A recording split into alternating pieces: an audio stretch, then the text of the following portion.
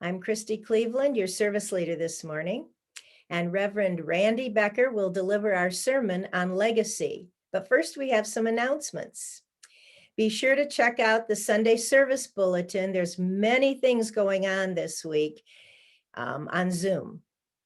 And if you are interested in receiving our bulletin, you can, and learning more about us, you can put your email in the chat, or you can just go to our website or email us at office@lakecountyuu.net. And your Zoom tip today is that you can mute yourself for a short period of time by just pressing on your space bar. And then when you release it, you'll be muted again. Welcome to all of you this morning. If you're visiting for the first time and are comfortable doing so, please wave your hand. And when you're called on, you can introduce yourself and tell us what brought you here today. Is there anybody new? Okay. I also want to welcome our speaker today, Reverend Dr. Randy Becker, who has served UU professionally for over 50 years in both congregational and regional settings. He is now retired in Key West, but keeps active through online worship leadership around the country, like he is today here. And his retirement has also brought him time to publish several mystery novels and travel books. His parents, Gladys and Bill, were longtime members of our congregation, and they donated the beautiful stained glass windows that you will see behind him and that you see in our real sanctuary. So he also preached the dedication sermon at the opening of our building back in, I think, 2017, I believe. Someone can correct me if I'm wrong. We are pleased to welcome you back to UUCLC, Randy.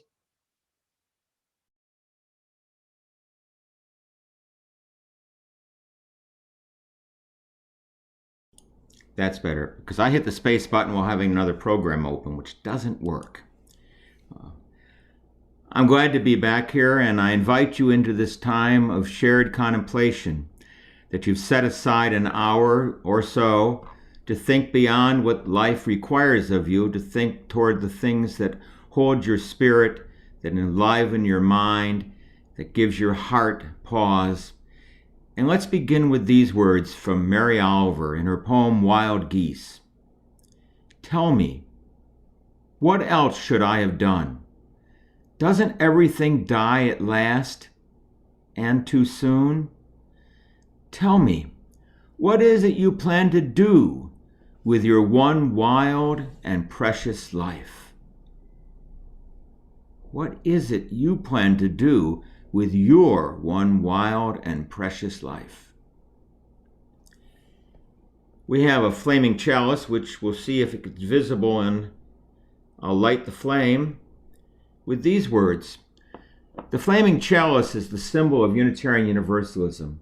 It is an everlasting flame for this community. It offers its warmth to those who are cold. It provides light to those who would see. It purifies and transforms this sanctuary into sacred space, this congregation into sacred community, this virtual gathering into a real gathering. May its flame burn true and high and strong.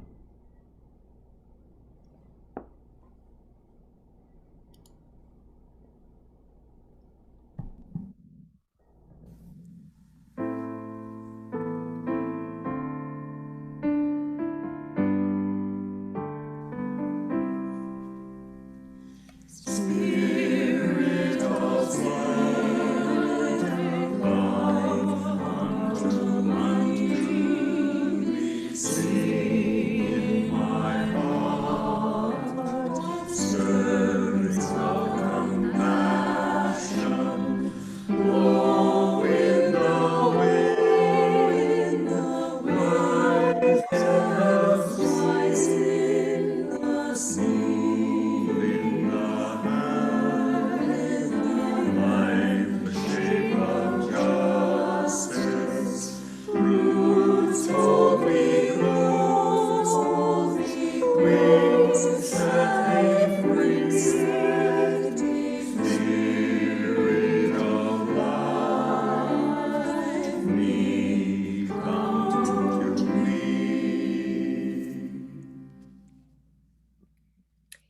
each Sunday, we make time for those who wish to offer a joy, concern, or sorrow.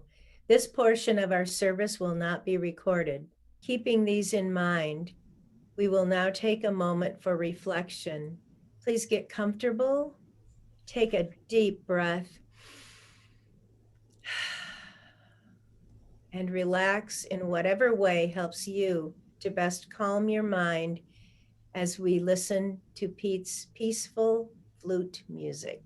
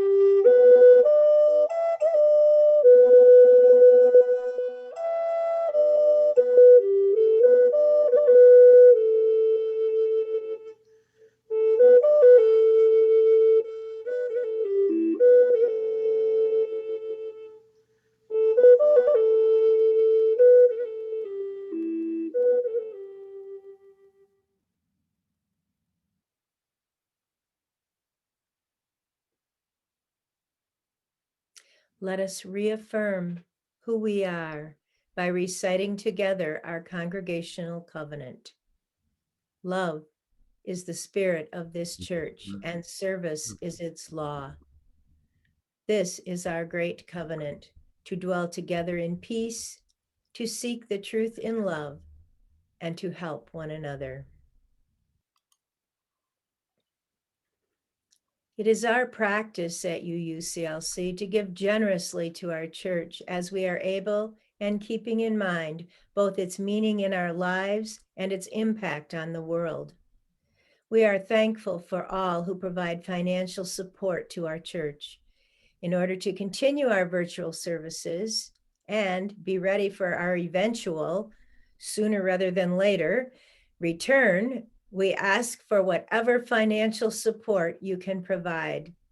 There are multiple ways to do this, which you will find on the screen, or you can click on the chat box right now to give. Thank you for your donation today. Reverend Randy has some readings. At the end of his time out at Walden Pond, Henry David Thoreau wrote these words: "I learned this, at least by my experiment, that if one advances confidently in the direction of their dreams and endeavors to live the life which they have imagined, they will meet with a success unexpected in common hours. They will put some things behind, will pass an invisible boundary. New, universal, and more liberal laws will begin to establish themselves around and within them, or the old laws will be expanded and interpreted in their favor in a more liberal sense, and they will live with the license of a higher order of beings. In proportion as they simplify their life, the laws of the universe will appear less complex, and solitude will not be solitude, nor poverty poverty, nor weakness weakness. If you have built castles in the air, your work need not be lost. That is where they should be. Now put the foundations under them."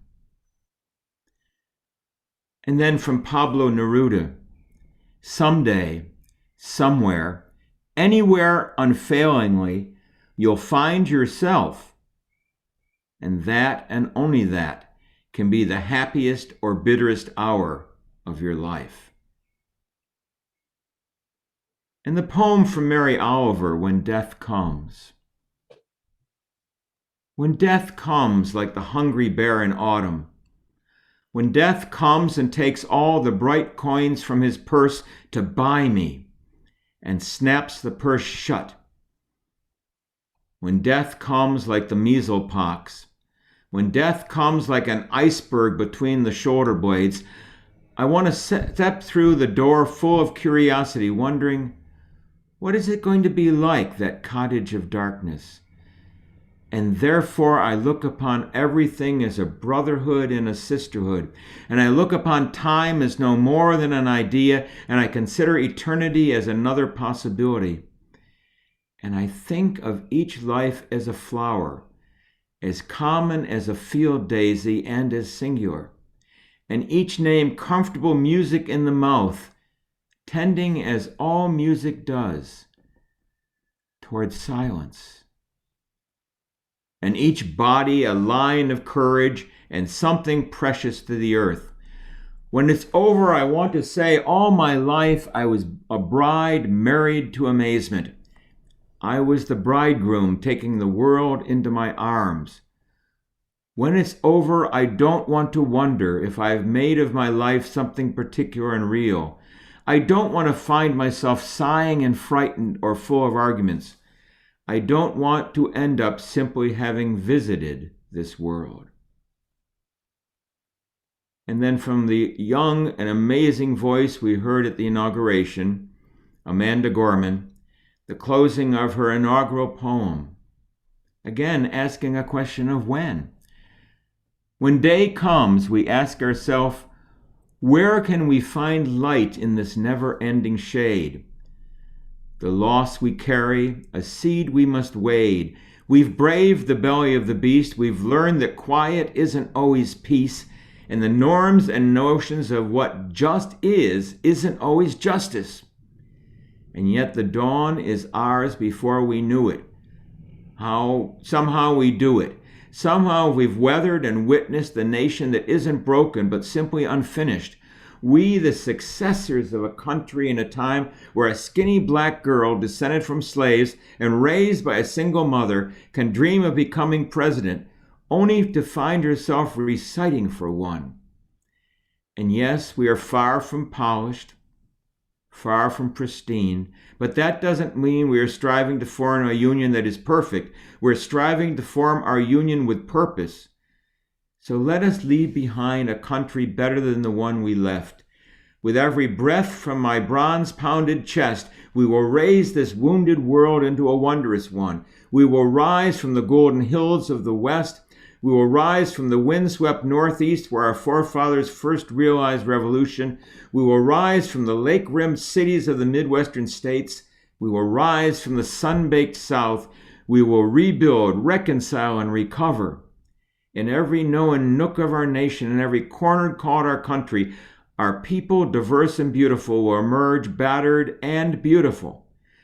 When day comes, we step out of the shade, aflame and unafraid. The new dawn blooms as we free it, for there is always light. If only we're brave enough to see it. If only we're brave enough to be it. Just a moment, I'll invite you to join with me in a hymn number 6, Just As Long As I Have Breath. But I want to say this was my mother's favorite hymn. We sang it at her memorial service because for her it was a hymn that affirmed our human capacity to make a difference by the simple act of saying yes to light and love and to life itself. So, Just As Long As I Have Breath, hymn number 6.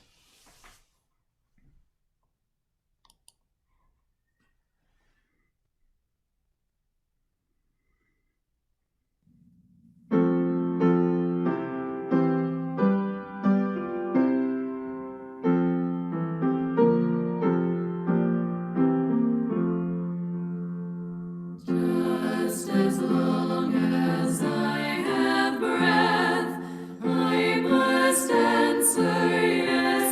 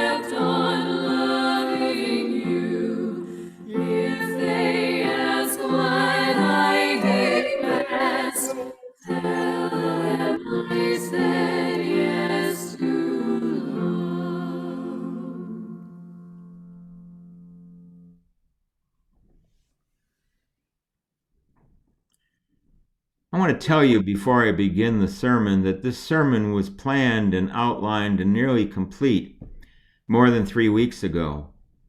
And life caught up with me in that period. Death caught up with me. Change caught up. And you'll see it'll reflect in the sermon, but I'm going to do the beginning as it was planned, and then we'll do some little wandering from there. You know, I grew up in a small family. And people often say that's not true. You had 3 brothers. How does that make it small? Well, let me tell you what I mean. In growing up, I often talked with friends, and they would always say, well, I was at my cousin's house, or, 14 of our cousins got together, or whatever. I only had one cousin. And that cousin was much younger, 18 years younger than I am. My mother had one brother. He was killed at the end of World War II in a tragic accident in the Philippines. My father had one sister who had one child. So we were this small little family.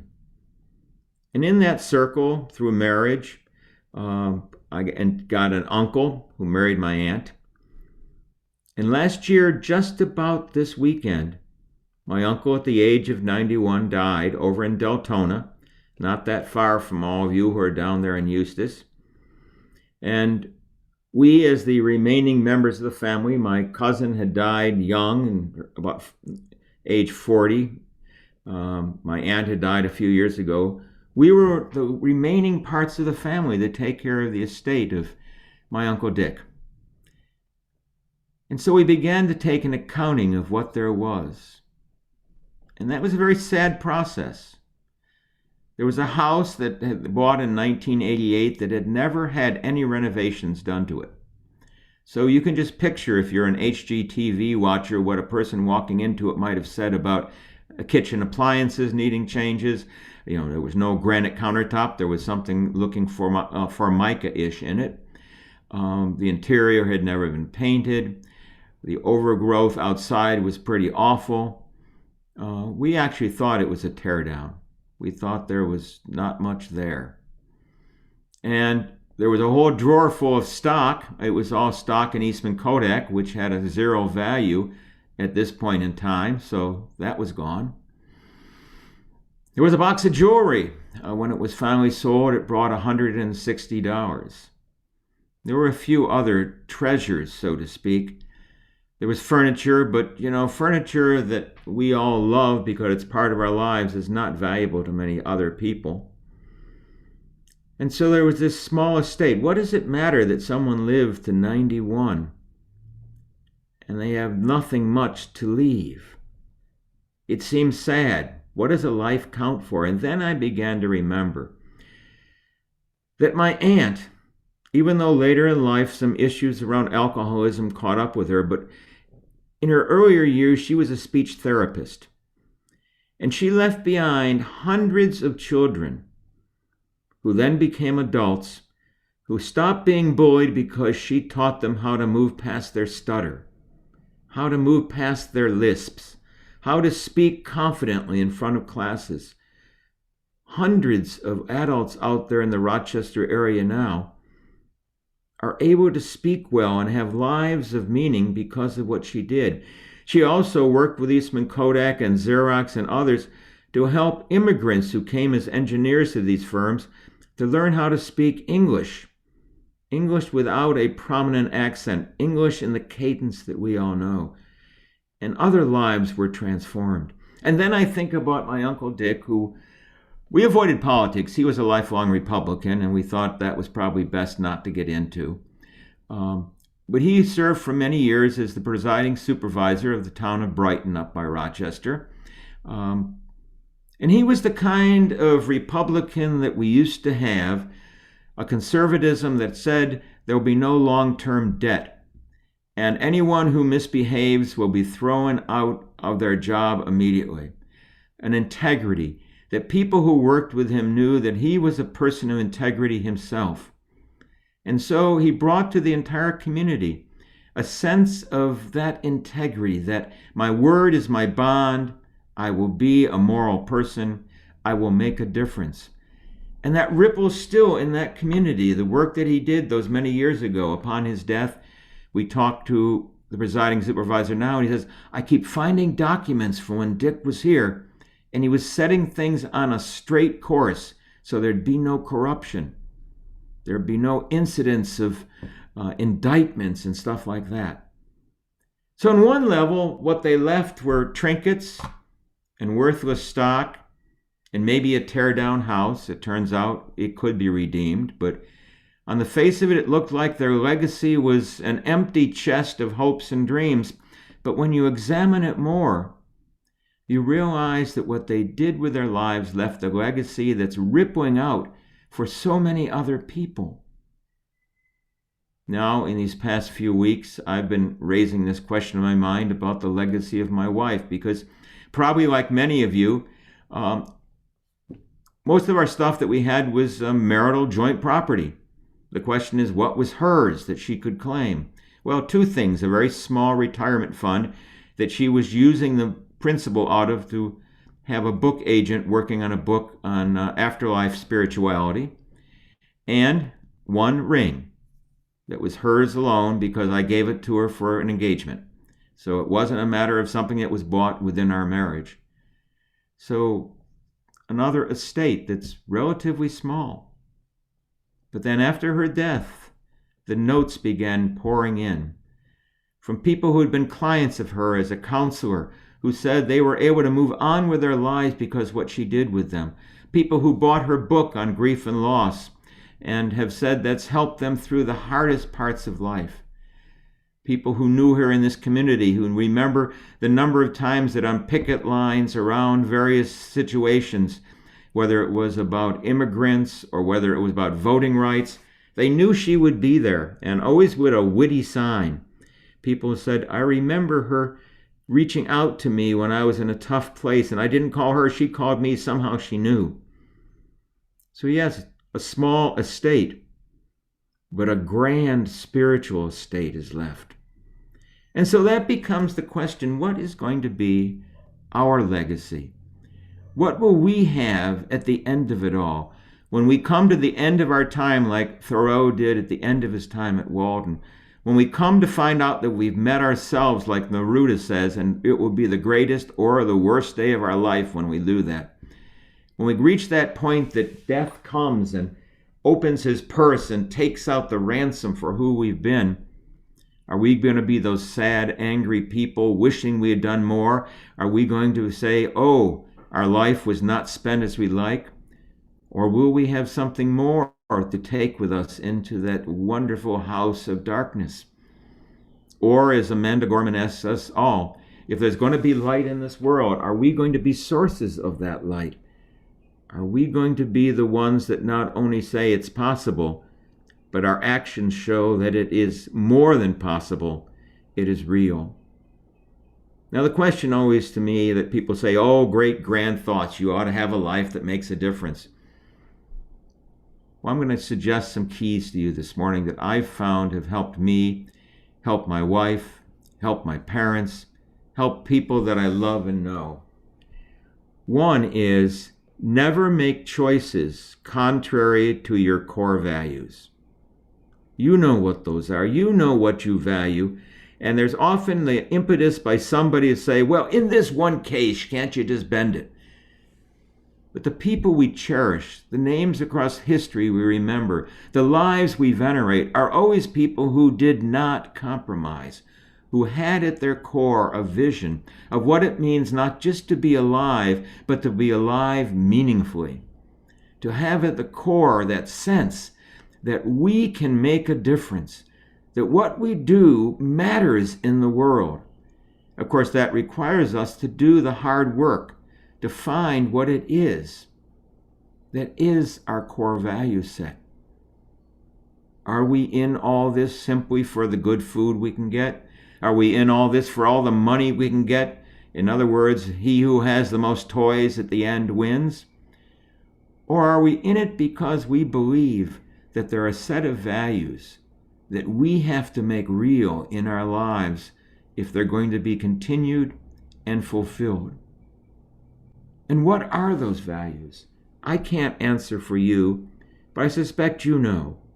You know the matters of truth that you want to hold to no matter what. You know the matters of life that you want to affirm no matter what. You know the process of love you want to hold close no matter what.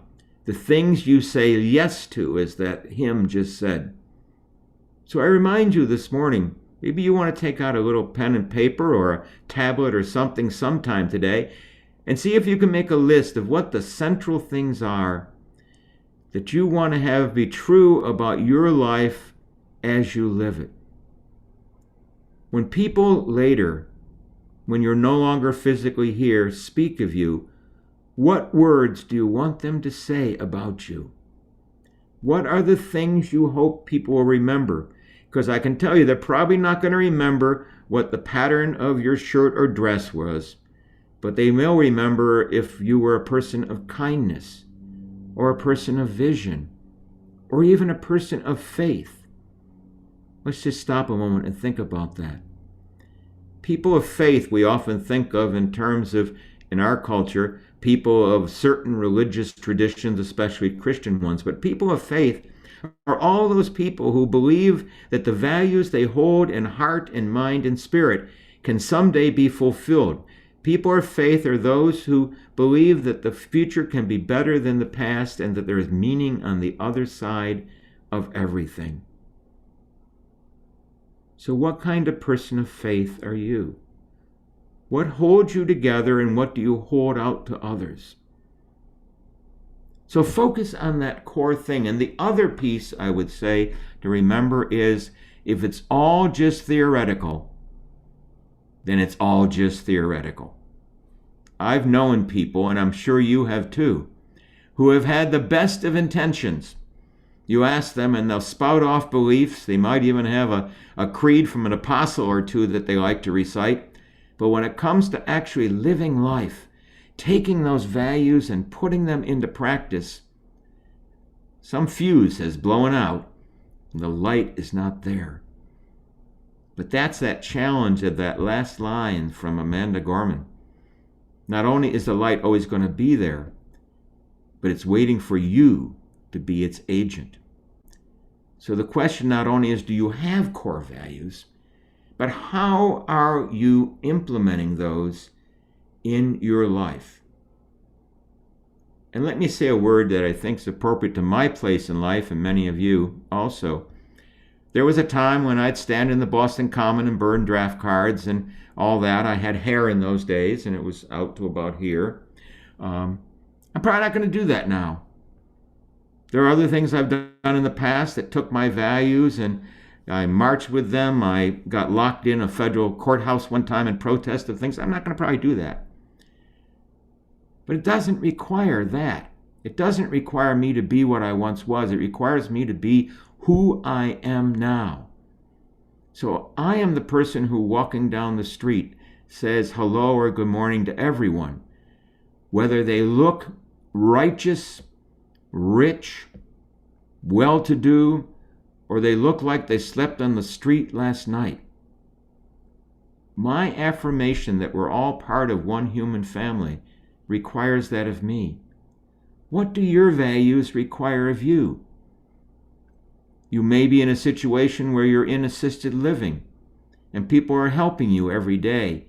And maybe one of your values is the inherent worth and dignity of every person. And all you can do is say thank you to those that are helping. But you know, a world that was filled with thank yous would be a pretty wonderful world.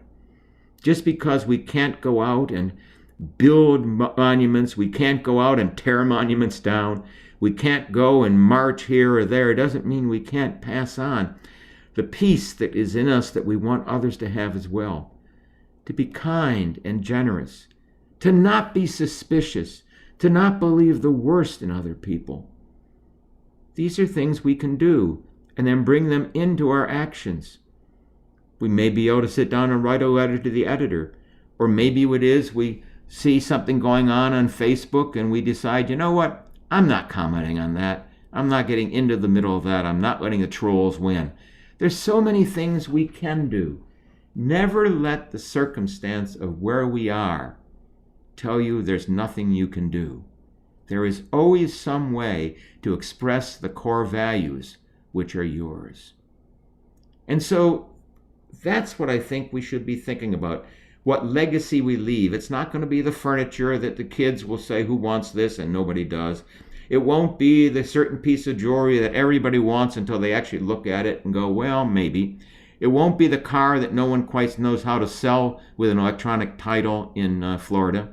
It may not be the clothing we wore for years, but it will be this greater legacy that people will know we were people of values, and we were people that put those values into practice.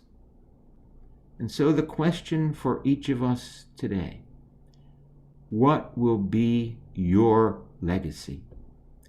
What will that obituary say about you more than just place of birth and place of death? What will it say about you at the core of your being? How will people who read it know who you were and sense your abiding presence in the larger community of life? And there is no one answer. There is no magic thing by which I say, just do this and do this and do this. There is no rosary that can be said that'll do it. It's up for each and every one of us to do it in ourselves, by ourselves, but for everyone else.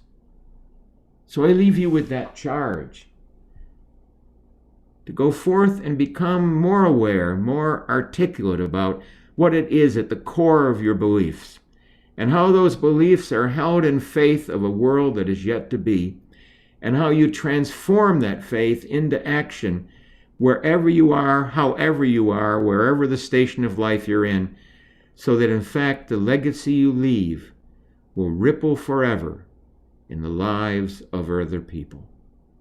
May that be so. Blessed be, and amen. And now we'll join together in another hymn for all, let me just make sure I have the right title on this, For All That Is Our Life. It's number 128 in the hymnal.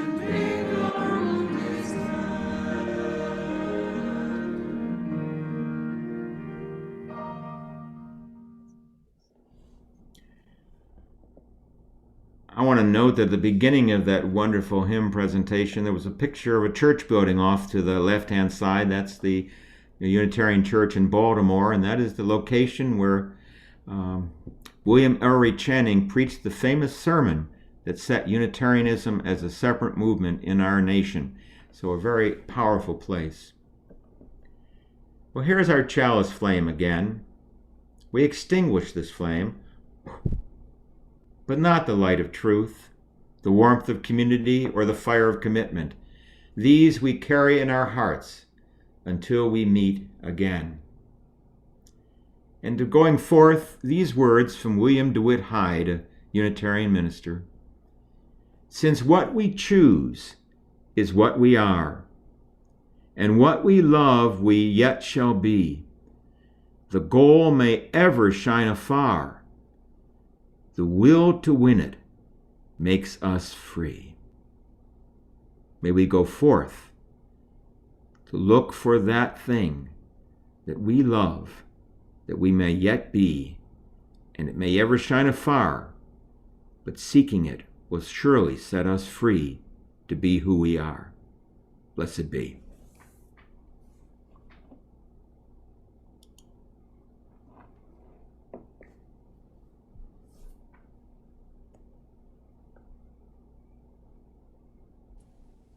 Chris, you need to unmute. I see that.